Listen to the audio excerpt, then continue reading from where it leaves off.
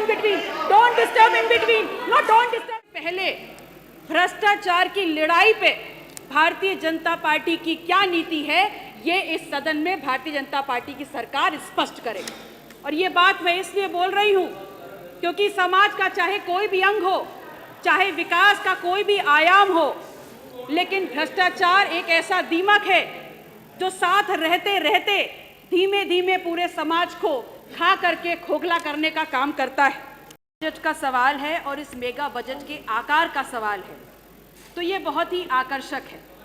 निसंदेह इसमें बड़ी बड़ी योजनाओं का उल्लेख है, मिलियन ट्रिलियन इकोनॉमी की बात हम कर रहे हैं। तो एक बात तो स्पष्ट हो जाती है कि आप सब माननीय प्रधानमंत्री नरेंद्र मोदी जी से जरूर इंस्पायर हैं कि अगर झूठ भी बोलो तो विजन बड़ा होना चाहिए।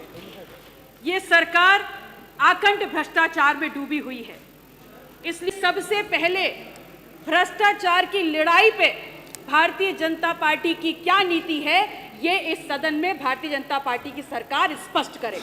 और ये बात मैं इसलिए बोल रही हूँ क्योंकि समाज का चाहे कोई भी अंग हो, चाहे विकास का कोई भी आयाम हो, लेकिन भ्रष्टाचार एक ऐसा दीमक है जो साथ रहते रहते धीमे धीमे पूरे समाज को खा करके खोखला करने का काम करता है।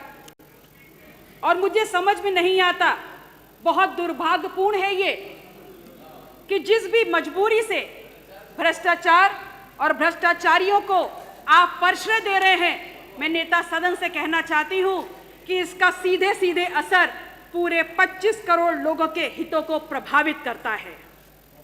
खुलेआम मैंने ये मुद्दा इस सदन में उठाया, तमाम साक्ष्य, तमाम प्रपत्रों के साथ। और प्राविधिक शिक्षा विभाग के कर्मचारी भी चिल्ला चिल्ला कर कह रहे थे, लेकिन आप उस पर कार्रवाई नहीं करेंगे, आप उस पर बात नहीं करेंगे, और अगर सवाल पूछो तो नेता सदन क्रोधित हो जाते हैं। ठीक है, हम अपना दल बहुत छोटा दल है, लेकिन ये मुद्दा ऐसा भी नहीं है कि आपके डर से हम चुप हो जाएं।